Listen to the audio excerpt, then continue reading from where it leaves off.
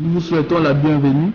Si c'est la première fois de nous suivre sur cette émission, le jour de son retour, si vous êtes habitué déjà à cette émission, que le Seigneur vous bénisse pour votre fidélité. Le jour de son retour, c'est votre émission d'édification et d'enseignement de la parole de Dieu. L'objectif et notre but est que vous puissiez comprendre que le temps est arrivé et que le jour avance vite. Le retour de notre Seigneur Jésus-Christ est vraiment à la porte. Il est à la porte, il est devant nous. Que vous puissiez comprendre aussi au travers des écrits que ce ne sont pas des slogans que nous vous annonçons, mais nous vous annonçons des choses sérieuses basées sur une étude neutre de la Bible, une étude sans parti pris, sans doctrine préférentielle des Écritures. Je vous invite déjà à ouvrir vos Bibles dans Daniel 7 et si possible à prêter vos cahiers ou vos carnets de notes. Ainsi, vous pouvez noter les explications et les références que nous allons vous donner tout au long de cette émission. Soyez bénis au nom de Jésus et restez vigilants. Nous lisons à partir du premier verset. Alors la Bible nous dit ceci. La première année de Belchassar, roi de Babylone, Daniel eut un songe et des visions de son esprit pendant qu'il était sur sa couche. Ensuite, il écrivit les songes et raconta les principales choses.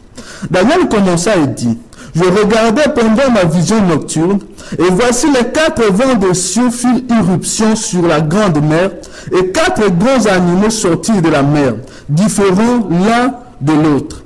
Le premier était semblable à un lion, et avait des ailes d'aigle. Et je regardais jusqu'au moment où ses ailes furent arrachées. Il fut enlevé des terres et mis debout sur ses pieds comme un homme. Et un cœur d'homme lui fut donné. Et voici un second animal, était semblable à un ours et se tenait sur ses côtés. Il avait 3 côtes dans la gueule, entre les dents, et on lui disait, lève-toi et mange beaucoup de chair. Après cela, je regardais, et voici un autre était semblable à un léopard, et avait sur le dos 4 ailes comme un oiseau. Cet animal avait 4 têtes, et la domination lui fut donnée. Après cela, je regardais pendant ma vision nocturne, et voici il y avait un 4e animal, terrible, épouvantable et extraordinairement fort. Il avait de grandes dents de fer. Il mangeait, brisait et il foulait aux pieds ce qui restait. Il était différent de tous les autres animaux précédents. Et il avait 10 cornes. Alléluia. Voilà, nous allons un peu nous arrêter au verset 8 pour peut-être commencer à expliquer progressivement jusqu'à ce que nous allons avancer jusqu'à la fin du chapitre. Alors nous voyons ici, la Bible nous raconte la vision que le prophète Daniel a eu. La Bible dit que c'était au temps du roi Belchassar. Belchassar qui est le fils du roi Nabuchodonosor qui nous avons vu au chapitre 2. Voilà donc, ici nous avons vu que le roi a changé à Babylone, mais Daniel restait toujours à Babylone parce que Israël était en captivité durant une période de 70 années. Et voilà, la Bible dit, Daniel dit qu'il y eut une vision, et dans cette vision, Daniel verra 4 grands animaux, et ces 4 grands animaux concernent, comme la Bible nous l'a dit dans la lecture, concernent 4 rois qui se lèveront de la terre. Alors comprenons ici, quand on parle de roi, on fait aussi directement allusion au royaume ou aux nations, parce que le terme roi peut aussi, dans certains cas, symboliser des nations, étant donné qu'au temps de Daniel, on ne parlait pas de république, on ne parlait pas on parlait des empires ou des royaumes. Mais en contextualisant ces chapitres, nous verrons que ces royaumes ou ces rois symbolisent aussi des monarchies ou des républiques modernes du temps d'aujourd'hui. Alors nous voyons au verset 4, la Bible commence maintenant à nous décrire le premier animal, comment il était. La Bible dit que le premier était semblable à un lion et il avait des ailes d'aigle. Je regardais jusqu'au moment où ses ailes furent arrachées. Il fut enlevé de terre et mis debout sur ses pieds comme un homme, et un cœur d'homme lui fut donné. Et la Bible nous présente ici le premier animal que la Bible dit il était semblable à un lion. Alors quand vous avez dans vos Bibles que vous avez à la maison, Louis II ou autre version, il y a des intitulés qui sont des sous-titres qui sont là. Vous verrez qu'on représente par exemple le premier animal qui est le lion par l'empire babylonien, ainsi de suite. Mais nous voulons vous expliquer en fonction du contexte d'aujourd'hui, peut-être autre chose que vous n'avez pas encore eu l'occasion certainement d'entendre, mais que nous allons vérifier tout au long de ce chapitre. Car ces animaux tels qu'ils sont décrits, ce sont le royaume, ce sont le république, ce sont des nations de notre temps. La vision de Daniel ne se rapportait pas à son temps, mais se rapportait exactement au temps d'aujourd'hui. Alors nous allons voir dans les caractéristiques et dans le verset qui va suivre que le premier animal qui est le lion ici symbolise l'Angleterre ou l'empire plutôt britannique dans son ensemble, qui est d'ailleurs symbolisé par cet animal que nous connaissons.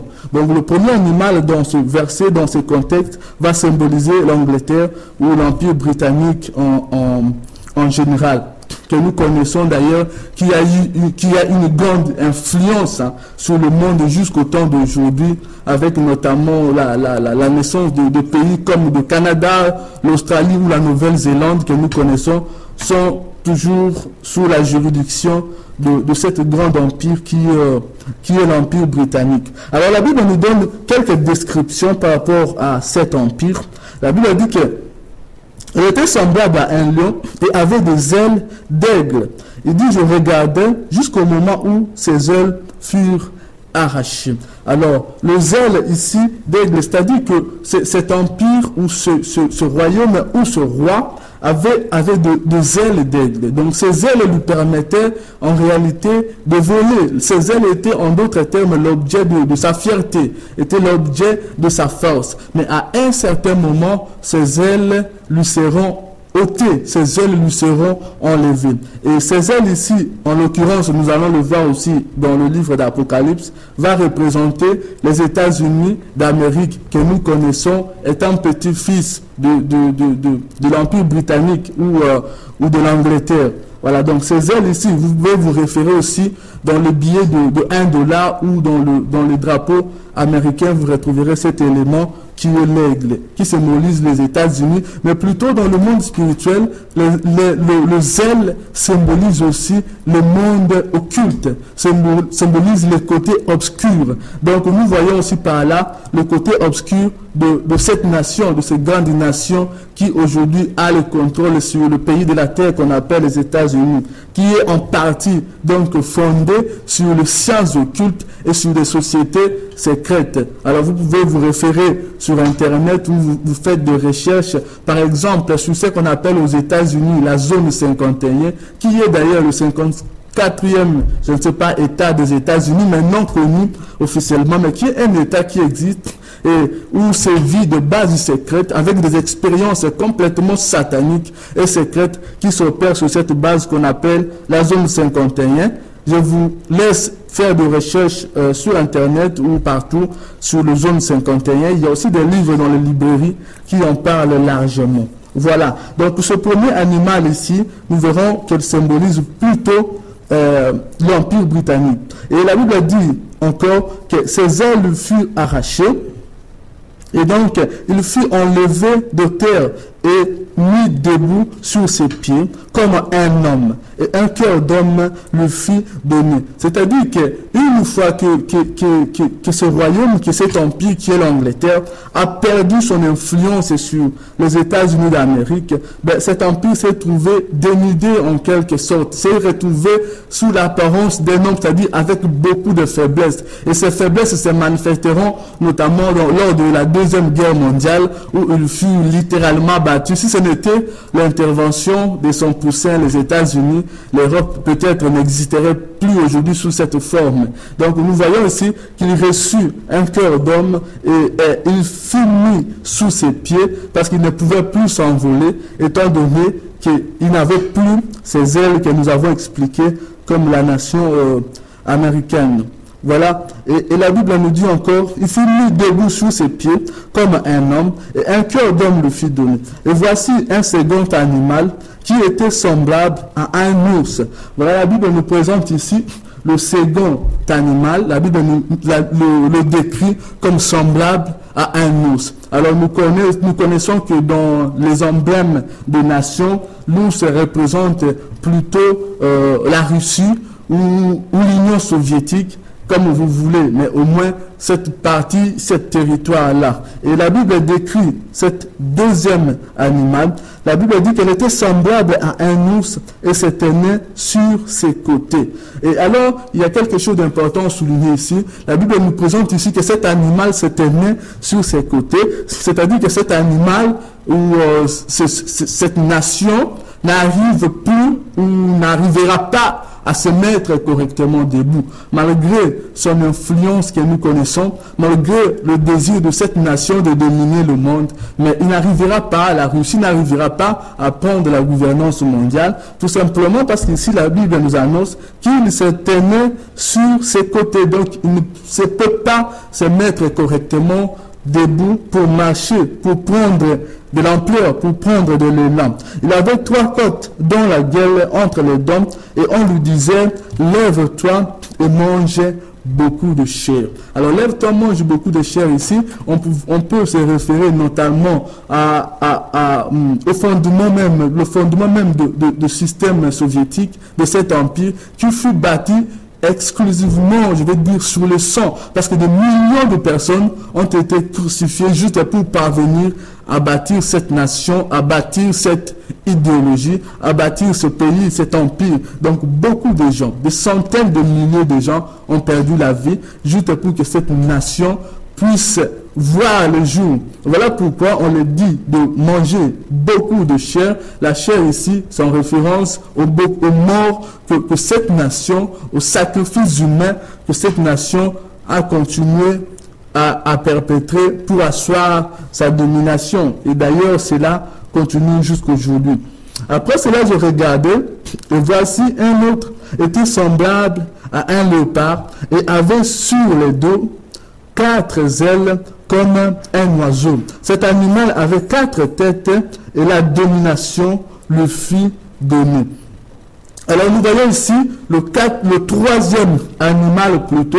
La Bible nous le présente comme étant semblable à un léopard. Alors dans les symboles de nation, le léopard plutôt, ici il y a 2 tendances qui rivalisent à ce sujet. Il y a certains qui pensent que le léopard symboliserait l'Iran et il y a d'autres qui pensent plutôt que le léopard symbolise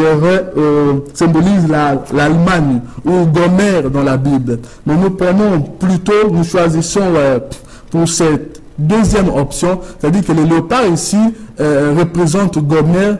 Nous allons l'expliquer dans le verset, dans le chapitre qui vont suivre dans la Bible et même dans le livre d'Apocalypse. Nous allons voir ces animaux sont aussi repris, soit dans Apocalypse 13 ou même dans Apocalypse 17. Il y a aussi ces animaux qui sont repris. Donc ici, ce léopard symbolise plutôt Gomère ou l'Allemagne.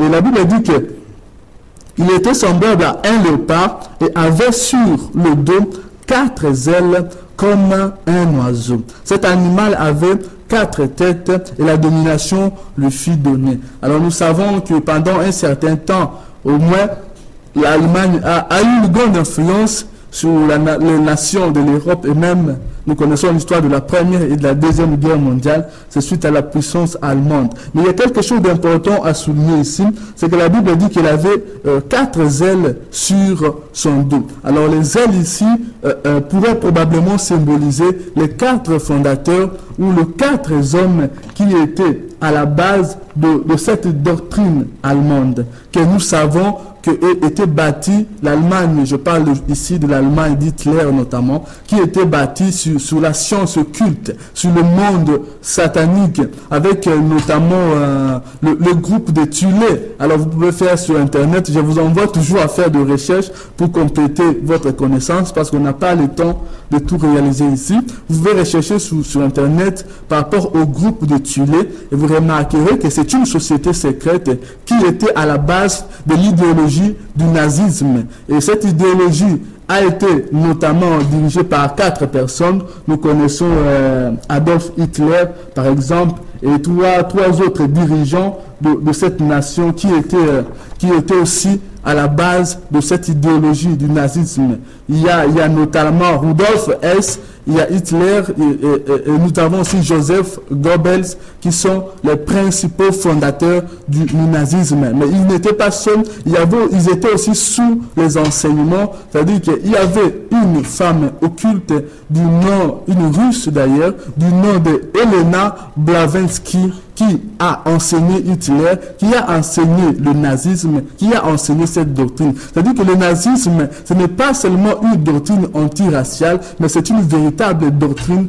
luciférienne, qui serait d'ailleurs, jusqu'aujourd'hui, à la base de recherches, par exemple, la technologie sur l'ADN ou la technologie sur le genre. C'est une doctrine purement nazie, qui continue aujourd'hui, parce qu'on pouvait croire que le nazisme n'existe plus autant d'aujourd'hui. D'ailleurs, il faut voir l'hypocrite des rois ou des gouvernements d'aujourd'hui. Quand on parle d'Hitler, c'est comme s'ils n'en savaient rien. Mais en réalité, dans leur laboratoire, c'est le nazisme qui est en train de continuer. Par exemple, les recherches sur l'ADN, c'est le nazisme. C'est sous l'inspiration d'Hitler et de son laboratoire secret. Et alors, il est important aussi de souligner que cette nation cet homme Hitler plutôt, avait beaucoup d'expériences. Il y a aujourd'hui des témoignages qui nous sont parvenus, que vous pouvez aussi rechercher, qui témoignent du côté obscur, occulte de cet homme, qui avait probablement des contacts avec des êtres des autres mondes, ceux qu'on appellerait dans le langage scientifique les extraterrestres. Il ne faut pas avoir peur du mot, c'est-à-dire des êtres qui ne vivent pas dans cette civilisation, les hommes qui ne sont pas de la race humaine. Dans la Bible, on parlerait plutôt de démons. C'est-à-dire que cet homme était régulièrement en contact avec des esprits et il parlait avec des esprits et des démons pour fonder donc cette nation que nous avons désignée comme le troisième animal. Et alors ici, je veux vraiment attirer votre attention parce que la compréhension de ce chapitre réside plutôt sur le 4e animal, qui a une description extraordinaire et tellement précise qu'il est difficile de passer à côté. Je vais vous inviter donc à regarder maintenant, à partir du verset 7, du Daniel 7, la description que la Bible fait de ce 4e animal. Alors la Bible dit, après cela, je regardais pendant mes visions nocturnes, et voici, il y avait un 4e animal, la Bible dit terrible, épouvantable et extraordinairement fort. Il avait des grandes dents de fer, et il mangeait, brisait, et il fouillait aux pieds ce qui restait. Il était différent de tous les autres animaux précédents. Et il avait 10 cornes.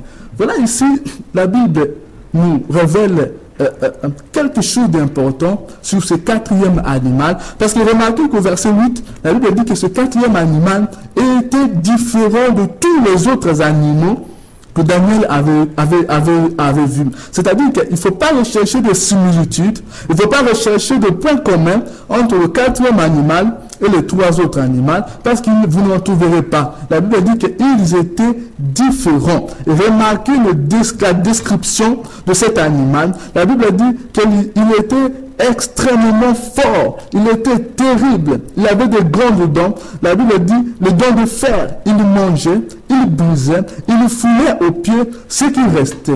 Donc, il était différent. La Bible dit qu'il mangeait, il il brisait, il foulait aux pieds ce qui restait. Qu'est-ce qui restait? Ce qui restait des autres empires, des autres rois. C'est-à-dire que ce quatrième royaume, ce quatrième empire que nous allons développer, qui est d'ailleurs l'objet de ce chapitre, était très fort à tel point qu'il a brisé, il a broyé et il a foulé aux pieds tous les autres qui existaient avant lui ou tous les autres qui existaient en sa présente. Donc, cet animal, remarquez ici qu'il ne s'agit pas d'une nation précise, parce que d'ailleurs, la Bible ne donne même pas le nom de cet animal par rapport aux trois autres dont on a vu le lion, on a vu l'ours, on a vu le léopard. Mais le quatrième animal ici, la Bible n'en donne même pas de description parce qu'il n'est pas une nation, il n'est pas un pays, mais il englobe tout le pays du monde. Il englobe toutes les nations, c'est-à-dire que c'est impossible de décrire ce quatrième animal parce qu'il englobe tous les autres empires, il englobe tous les autres royaumes. Et c'est sous cet quatrième empire que le royaume de Dieu devra venir. Ça, je n'aimerais pas anticiper. Nous allons voir dans les versets qui vont suivre que ce quatrième empire, ou cette bête, c'est probablement, pas probablement, mais sûrement le dernier, la dernière de tous les empires, le dernier des royaumes qui existerait sur la terre. Donc la Bible dit qu'elle était fort, redoutable, et avait 10 cornes. Mais j'aimerais quand même souligner quelque chose d'important avec vous. La Bible dit au verset 7 qu'il était différent de tous les animaux précédents. Alors, nous savons qu'il y a un principe très important, c'est que la compréhension d'une prophétie est notamment aussi liée à son époque d'accomplissement. Mais je vais vous inviter à regarder particulièrement un mot ici au verset 7 qui doit éveiller sûrement votre attention si vous êtes un lecteur de la Bible. C'est le mot précédent. La Bible dit qu'il était différent de tous les animaux précédent. Alors, précédent, bien sûr, est en français, mais j'aimerais vous inviter à regarder ce mot précédent dans d'autres langues et dans d'autres versions. Vous pouvez, ça va orienter notre étude ou ce 7e chapitre. Alors, vous regarderez, vous qui avez le Strong, pour les gens qui étudient d'habitude la Bible, dans le Strong, dans le numéro 69-25, le numéro 69-25 de votre Strong, faites votre recherche, vous trouverez la signification du mot précédent. Le mot précédent ici vient de l'araméen kodem, kodem qui signifie en présence de, ou en même temps, ou devant. Et ça, c'est très important parce que ça change littéralement le sens de ce chapitre. C'est-à-dire que cet animal, le quatrième animal, il n'a pas existé après les trois autres animaux, mais il a exercé sa domination en présence de ces trois animaux. Voilà pourquoi, déjà à partir d'ici, nous vous invitons, ou nous nous sommes écartés de cette philosophie traditionnelle qui voulait que le premier animal représente Babylone, que le deuxième représente le Perse, que le troisième représente le Grec, et que le quatrième représente le Romain. Or que nous savons que dans cette vision de Nabucodonosor, dans ce système-là, ces royaumes ou ces empires ont existé les uns après les autres. C'est-à-dire qu'après la chute de Babylone, il y a eu le Médo-Perse, après le Médo-Perse, il y a eu le grec, ainsi de suite, il y a eu le romain. Mais ici, ce n'est pas le cas. Ici, nous voyons que ce quatrième animal, il règne en présence de trois autres premiers. C'est-à-dire qu'il vit en même temps que les trois autres. Ce n'est pas après eux, ce n'est pas avant eux, mais il exerce sa domination en leur présence. Je vous ai dit de chercher ça dans votre Strong 69-25. Vous trouverez la définition originale du mot précédent qui vient de l'araméen podem, qui veut dire en présence de ou devant. C'est-à-dire que le quatrième animal a exercé son autorité devant les trois premiers animaux. Donc ça ne peut en aucun cas être l'Empire romain, parce que quand l'Empire romain a été instauré, il n'y avait plus d'Empire grec, il n'y avait plus d'Empire babylonien, il n'y avait plus d'Empire médo-perse. Donc ça ne peut en aucun cas être cet animal ne peut pas être l'Empire romain. Nous allons d'ailleurs voir dans les versets qui vont suivre pour confirmer cette idée qui peut-être est nouvelle aujourd'hui pour vous qui nous suivez, mais au moins que nous vous l'annonçons et qui est ici clair dans cette étude biblique. Vous voyez, il est très important de prendre votre temps, bien-aimé, de bien étudier et de lire la Bible, de faire des recherches. Pour être un docteur dans le monde ici, vous prenez peut-être 18 ans ou 15 ans ou combien d'années d'étudier. Donc il en est de même pour la Bible. Alors, ne lisez pas la Bible légèrement comme un petit roman. Il y a des choses profondes. Un mot peut changer le sens de tout un chapitre de la Bible et de votre compréhension, et votre salut même peut dépendre de ce seul mot. Donc nous vous invitons à être vraiment sérieux quand vous faites votre étude biblique. Voilà, nous continuons avec notre lecture. Nous voyons donc que cet animal était différent de tous les autres animaux. Et donc cet animal dont nous vous parlons, c'est un système global, un système mondial qui existe déjà au temps d'aujourd'hui et qui est incarné ou représenté par ce qu'on appelle l'Organisation des Nations Unies, qui aujourd'hui compte quelques centaines de pays, mais dans 1 ou 2 ans, il y a des chartes et des lois qui se préparent pour que toutes les nations de la Terre seront obligées de faire partie de cette grande organisation qui est l'Organisation des Nations Unies. Rappelez-vous que cette organisation est à la base de plus gros scandales aujourd'hui que peut-être que vous l'ignorez ou peut-être que vous n'ignorez pas. Je vous donne un exemple concret. Il y a eu en France l'année passée beaucoup de disputes et même de révolte par rapport aux lois qui étaient votées sur les enfants, où on doit d'ailleurs, ou parce que ça continue à se faire,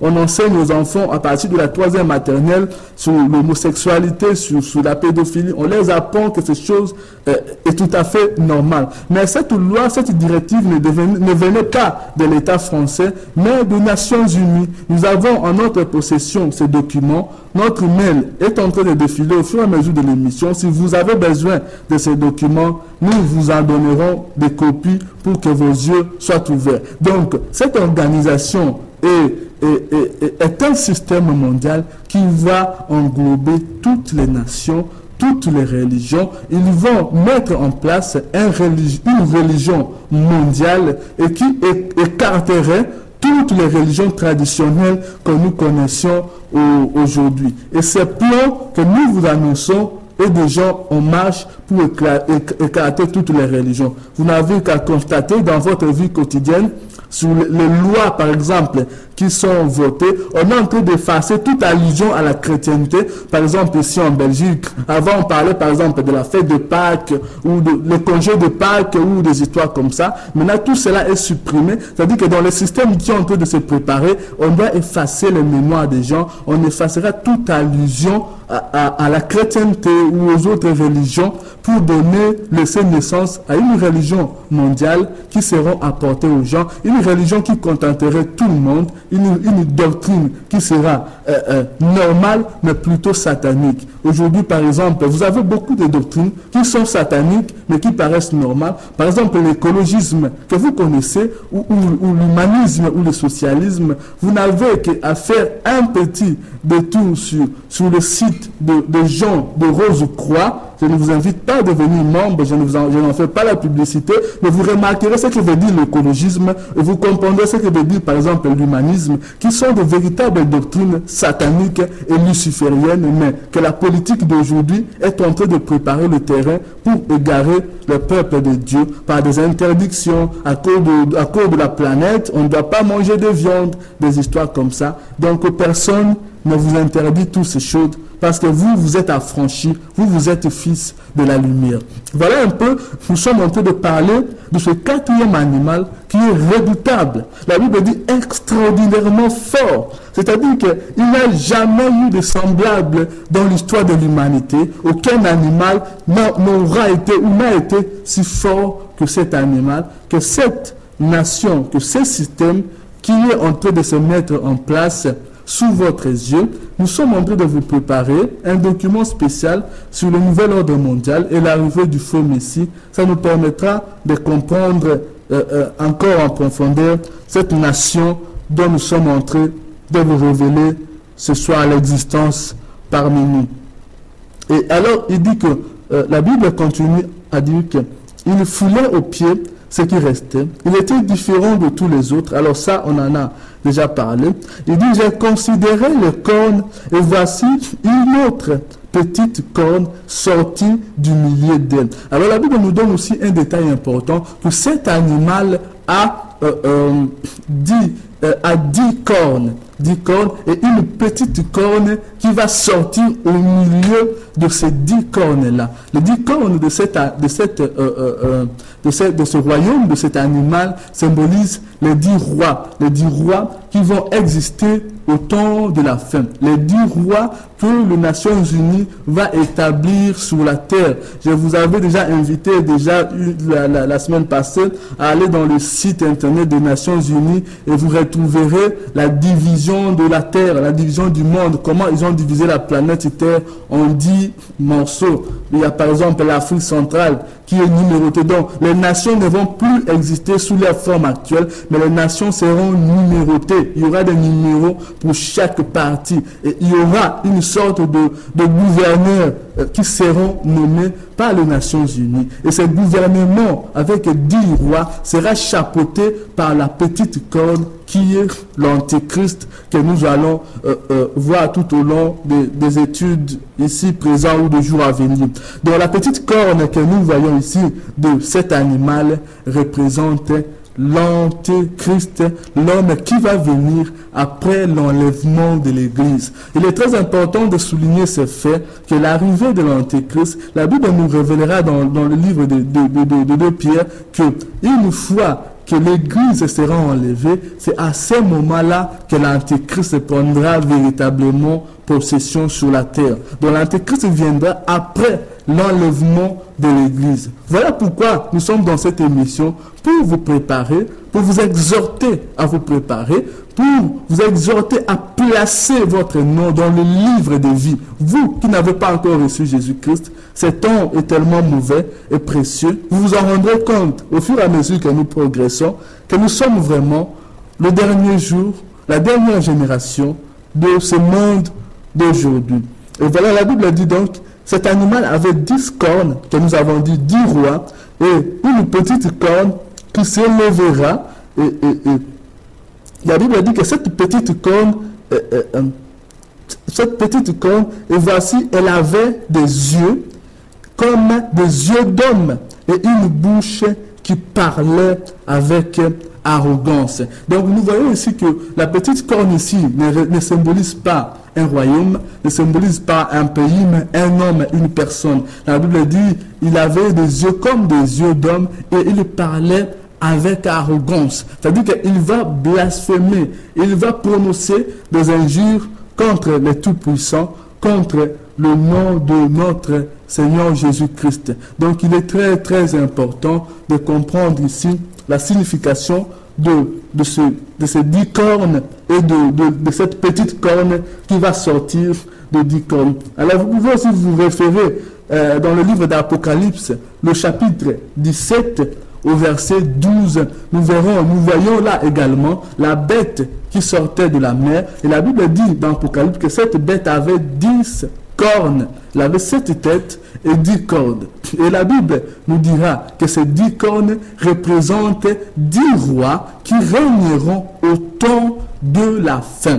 Voilà, il m'a compris bien qu'au temps où l'Apocalypse a été révélé sur l'île de Patmos, avec le temps où Daniel a révélé sa révélation, il y a plusieurs centaines d'années et de siècles qui sont passés, qui sont entre. Mais nous voyons que la révélation est similaire. Et surtout ce qu'il faut comprendre ici, pour éviter la confusion, pour ceux qui pensent que le 4e animal, c'est l'Empire romain. Nous voyons qu'au chapitre 17 du livre d'Apocalypse, la Bible dit que les 10 cornes et les 10 rois n'ont pas encore régné Ça, c'est l'Apocalypse qui le dit. Donc, autant de gens dans l'île de Patmos, ces 10 rois n'avaient pas encore reçu leur royaume. C'est-à-dire que ça ne pouvait pas être l'Empire romain, impossible, parce qu'autant de gens, ils n'avaient pas encore reçu,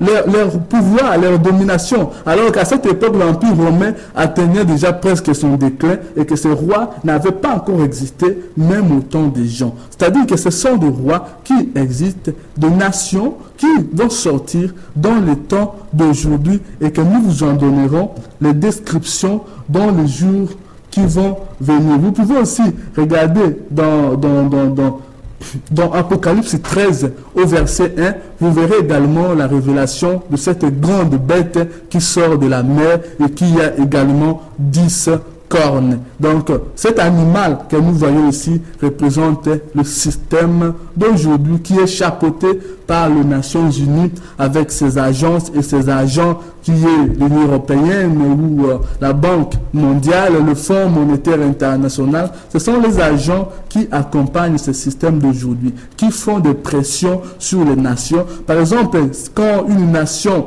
refuse d'accepter l'homosexualité, ben c'est la Banque mondiale ou le Fonds monétaire international qui va venir faire la pression, qui va refuser d'octroyer de crédit, de subventions à cette nation jusqu'à ce que cette nation puisse plier ses genoux. Il n'y a pas le cas, c'était le cas du Kenya qui avait refusé, mais qui est revenu sur sa décision à cause de pression de la Banque mondiale et du Fonds monétaire international, parce que ce sont des agents de l'ONU, ce sont des agents des Nations Unies. Ils travaillent en collaboration pour mettre en place le gouvernement mondial qui préparera l'arrivée du faux Messie ou de l'Antichrist.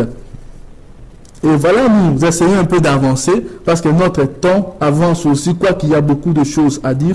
La Bible dit au verset 9, il dit « J'ai regardé pendant que l'on plaçait des trônes et l'ancien des jours s'assit. Son vêtement était blanc comme la neige et les cheveux de sa tête étaient comme de la laine pure. Son trône était comme des flammes de feu et les roues comme un feu ardent. Un fleuve de feu coulait et sortait de devant lui. 1000 millions le servaient et 10 000 millions se tenaient en sa présence. Les juges s'assirent et le livre fut ouvert. Je regardais alors à cause des paroles arrogantes que prononçait la corne, et tandis que je regardais, l'animal fut tué et son corps fut anéanti, livré au feu pour être brûlé. Les autres animaux furent dépouillés de leur puissance, mais une prolongation de vie leur fut accordée jusqu'à un certain temps. Alors cette partie est particulièrement importante parce que ça va nous permettre d'affirmer les choses que nous avons dit précédemment. Alors ici, le prophète Daniel est en train de voir maintenant des réalités qui se passent dans le ciel. C'est-à-dire que pendant que l'Antéchrist va venir, il va régner pour 7 ans, 3 ans et demi où il y aura la pré-tribulation et 3 ans et demi pour la grande tribulation. Donc le prophète Daniel plutôt, voit ici ce qui se passe dans les cieux. Il voit qu'il y a le trône qui s'est mis en place et que les juges dans les cieux s'assirent pour préparer les jugements. Et la Bible dit que les livres furent ouverts. Quel livre? Le livre de vie, là où votre nom doit être placé. Alors vous devez juste vous interroger ce soir si vous avez déjà placé votre nom dans ce livre de vie. Si vous n'avez pas encore placé votre nom dans ce livre de vie, je vais vous inviter à la fin de cette émission, que vous soyez de conviction musulmane ou autre religion, tout simplement à accepter le Seigneur Jésus-Christ, qui est une condition préalable pour pouvoir placer votre nom dans ce livre de vie. Parce que rassurez-vous que si votre nom ne s'y retrouve pas, il sera difficile le jour du jugement. Donc comprenez ici que le prophète Daniel voit maintenant les mouvements qui se passent dans les cieux. C'est-à-dire qu'en même temps que l'Antéchrist va prononcer des paroles arrogantes, en même temps que l'Antéchrist va régner, va déprimer les nations, en même temps le trône de Dieu, le trône de jugement se met en place pour nous juger et pour juger tous ceux qui n'ont pas reçu le Seigneur Jésus-Christ. Voilà pourquoi nous avons annoncé encore une fois que ce quatrième animal ne pouvait pas être l'Empire romain, sinon le trône de Dieu serait déjà installé et le jugement aura déjà été prononcé. Mais cet animal, c'est un animal, un système qui est du temps d'aujourd'hui, parce que l'Antéchrist, comme nous le savons, il n'est pas encore sorti de son silence, il n'a pas encore régné. Donc, voilà, beaucoup de gens qualifient d'Antéchrist Épiphane qui avait détruit le temple de Jérusalem, mais si cela était le cas, il serait déjà jugé et le royaume de Dieu serait déjà installé. Comme ce n'est pas encore le cas, ça veut dire que l'Antéchrist est à venir et le système est en train de se préparer pour lui installer sur le trône, sur le temple de Jérusalem, qui sera d'ailleurs reconstruit sous peu de temps. Je vous invite à ce sujet à aller consulter sur Google, vous tapez juste Institut du Temple et vous verrez tout ce qui se passe, toute l'actualité sur la reconstruction du troisième temple de Salomon. Tout est déjà prêt, 50 lévites et prêtres sont déjà formés, tous les ustensiles du temple sont réunis pour la reconstruction de ce temple. Donc comprenez que les temps pressent et que les signes, les prophéties sont de plus en plus précises. Mais n'attendez pas la reconstruction de ce temple parce que l'enlèvement de l'église aura eu lieu bien avant ces événements qui ne nous est pas réservé. Dieu vous épargnera de ces châtiments et préfère que vous qui avez cru en Jésus, que vous soyez enlevés. Jésus a dit, je m'en vais vous préparer une place afin que là où je suis, vous y soyez aussi. Donc, vous devez placer votre nom dans ce livre de vie que le prophète Daniel a vu s'ouvrir de devant ses yeux. Et il nous donne encore un détail important. Il dit que l'animal fut tué. Quel animal? Le quatrième animal, le système des nations. Référez-vous au psaume chapitre 2 et vous verrez comment Dieu prendra revanche sur toutes les nations. Ça se passera avec précision sur le mont Josaphat, à quelques pieds de Jérusalem. Donc c'est là que Dieu, Jésus-Christ, jugera toutes les nations. Parce que quand je parle de Dieu, j'aimerais être précis, je parle de Jésus-Christ qui est Seigneur et Sauveur, Créateur et voilà, roi de tout l'univers. Donc, il entrera en jugement avec les nations sur le mont Josaphat. Et c'est là que le quatrième animal sera tué. Donc, à la fin du temps de nations. Et c'est là même que prendra fin le temps de nations qui existe aujourd'hui, le temps d'arrogance. Mais j'aimerais quand même souligner quelque chose de très important avec vous. Regardez au verset 12, la Bible dit ceci. La Bible dit, les autres animaux furent dépouillés de leur puissance, mais une prolongation de vie leur fut accordée jusqu'à un certain temps. Regardez encore, j'aimerais vous affirmer encore ici que les trois précédents animaux ne pouvaient pas être l'empire babylonien, ne pouvaient pas être les Médo-Perses, ni les Romains. Pourquoi? Parce que la Bible dit que ces trois empires, ces trois animaux ici du Daniel 7, ils ne mourront pas, ils ne disparaîtront pas. D'ailleurs, le quatrième animal sera tué, mais ces nations ici vont exister. Mais tout simplement, ils seront dépouillés de leur puissance, de leur autorité, c'est-à-dire ils resteront des échantillons comme ils sont aujourd'hui, mais ils existeront après la mort du quatrième animal. La Bible dit qu'ils existeront, ils auront une prolongation de vie leur fut accordée jusqu'à un certain temps. C'est-à-dire que dans sa bonté, Dieu, Jésus va encore accorder une prolongation de temps que nous ne connaissons pas, mais qui sera accordée à ces nations pour justement leur conversion, pour qu'ils se tournent vers Jésus-Christ. Donc ces nations-là ne vont pas disparaître. Nous avons expliqué par le mot Kodem qu'ils existent ensemble avec le quatrième animal. Le quatrième animal les a dépouillés de leur autorité pour dominer sur eux. Mais ils n'ont pas vécu les uns après les autres, mais ils existent en présence du quatrième animal. Le verset 12 nous prouve encore cela. La Bible dit qu'ils seront tout simplement dépouillés, mais ils auront une prolongation de vie après la mort du quatrième animal, après la chute du gouvernement mondial. Il y aura un petit temps que le Seigneur Jésus va accorder aux nations pour qu'ils se convertissent, afin que personne ne puisse dire qu'il n'a pas eu le temps de se convertir. Voilà, donc très important de souligner encore ce verset 12. Et voilà, au verset 13, la Bible dit, « Je regardais pendant mes visions nocturnes, et voici sur les nuées des cieux, arriva quelqu'un de semblable à un fils de l'homme. Il s'avança vers l'ancien de jour, et on le fit approcher de lui. On lui donna la domination, la gloire et le règne de tous les peuples, les nations, les hommes de toutes langues les servirent. » Sa domination est une domination éternelle qui ne passera point et son règne ne sera jamais détruit. Nous voyons ici une révélation extraordinaire qui devait vous rassurer. C'est-à-dire que quand Jésus va mettre fin au gouvernement de nations, au gouvernement mondial, il paraîtra lui-même, il recevra le royaume. La Bible dit, il s'avança, il vit l'ancien des jours.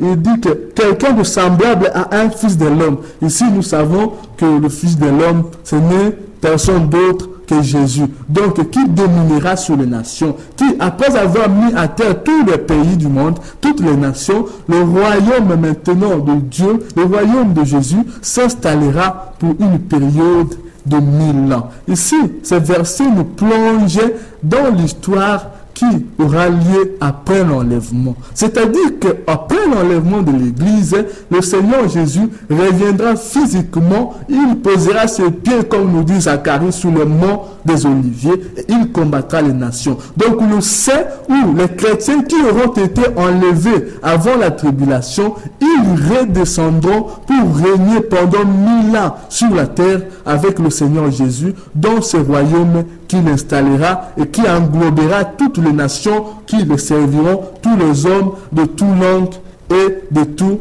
peuple. Nous développerons encore ce thème dans d'autres émissions, notamment quand on parlera de l'enlèvement de l'Église, nous approfondirons sur ces sujets. Mais comprenez que donc, après la fin de ce quatrième animal, c'est directement le règne de Jésus qui s'installe. Il n'y aura pas d'autre animal, il n'y aura plus d'autres systèmes qui viendront après cette bête qu'il y a aussi dans Apocalypse 17 et Apocalypse 13. Donc c'est la dernière bête, le dernier système qui existe sur la terre d'aujourd'hui.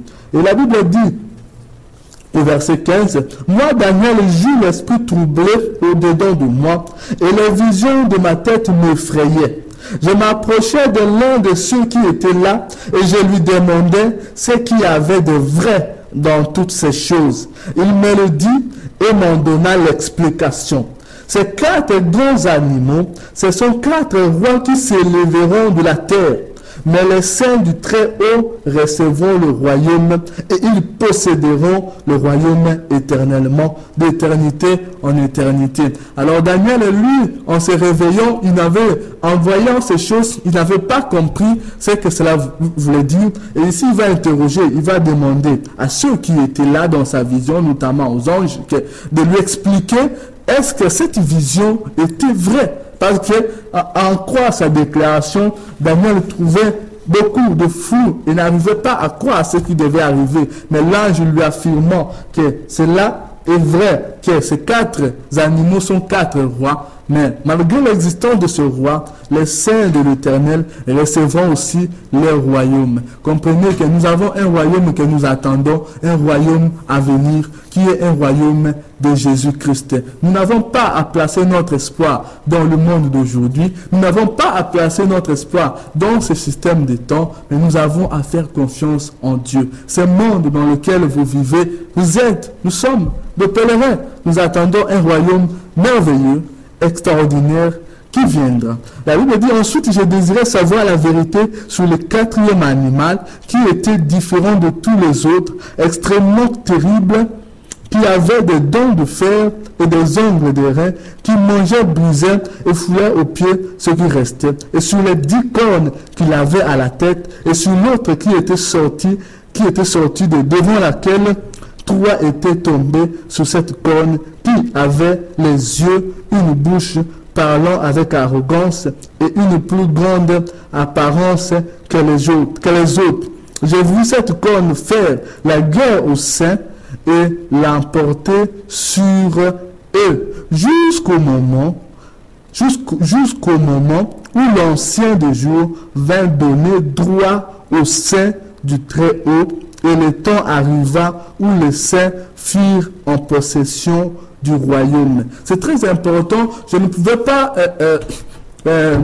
clôturer l'émission d'aujourd'hui sans évoquer ce verset extrêmement important. Le verset 22, le verset 21 et le verset 22, la Bible dit que je vis cette corne faire la guerre au saint et l'emporter sur le saint. Daniel vit que la petite corne ou l'antéchrist fait la guerre au saint et emporter la guerre sur le saint. Nous verrons d'ailleurs ça dans l'Apocalypse, qu'il fera la guerre au saint et il l'emportera. C'est-à-dire quoi? De quel saint il s'agit ici? Ici, la Bible ne parle pas des saints comme toi et moi, loin de là, des saints qui vont exister dans la grande tribulation, dans les 3 années et demie de la grande tribulation. Quels sont ces saints-là? C'est d'abord le Saint d'Israël, parce que comme Israël n'a pas reçu Jésus comme Seigneur et Sauveur, tous ceux qui n'ont pas reçu Jésus comme Seigneur et Sauveur ne peuvent pas être enlevés. Du coup, ils resteront sur la terre. Également aussi les nations, le peuple, les tribus qui n'ont pas aussi reçu Jésus, ils resteront aussi. Et donc, ils vont, à la fin, dans cette tribulation, dans la douleur, beaucoup vont reconnaître le Seigneur Jésus. Ce sera le cas d'Israël qui reconnaîtra Jésus comme Sauveur et Seigneur dans la tribulation. C'est ce que nous révèle Zacharie. Et aussi les nations. Donc, ce sont ces saints-là que l'Antéchrist va vaincre. Comment il va les vaincre? Il va les tuer. Il va les persécuter. La Bible dit, ils seront sauvés au prix de leur sang. C'est ce qui nous révèle dans l'Apocalypse. Nous verrons particulièrement cette explication, qu'ils seront sauvés au prix de leur sang. Ils sont issus de toutes les nations. Donc voilà, c'est de ces saints-là qu'on parle. Donc placez votre nom dans le livre de vie dès aujourd'hui, dès maintenant, et vous serez enlevés. Vous n'aurez pas le temps de passer par la grande tribulation pour connaître toutes les catastrophes qui sont en train d'arriver dans le monde d'aujourd'hui. Nous sommes à la fin de cette émission, probablement pas la fin du chapitre 7, parce qu'il y a encore plusieurs versets et plusieurs explications que nous devons vous procurer pour nous permettre de préparer le chapitre 9 qui, je vous annonce, est extraordinaire, terrible et épouvantable du point de vue de sa précision, des années que nous allons compter et de 70 semaines de Daniel que nous allons explorer dans le chapitre 9 du livre de Daniel. Mais au préalable, nous devrions le jeudi prochain finir avec ce chapitre 7 et avant d'entamer la suite. Donc si le Seigneur Jésus ne revenait pas cette nuit, cette semaine qui nous sépare, si l'enlèvement n'a pas eu lieu, rassurez-vous que nous continuerons à explorer ce livre merveilleux, à explorer la Bible, que je vous invite d'ailleurs vous-même à la maison à ouvrir et à continuer à étudier. Vous pouvez nous envoyer vos questions par SMS au 0032 489 510 970 0032 489 510 970. Vous pouvez nous envoyer vos coordonnées, vos questions ou vos préoccupations par rapport à cette étude particulière que nous faisons et nous vous en donnerons l'explication dans la prochaine émission. D'ici là, que le Seigneur vous bénisse. Nous prions au nom de Jésus pour que vous restiez en paix. Et je vous invite, vous qui n'avez pas reçu Jésus, à le faire maintenant et à placer votre nom dans les livres de vie.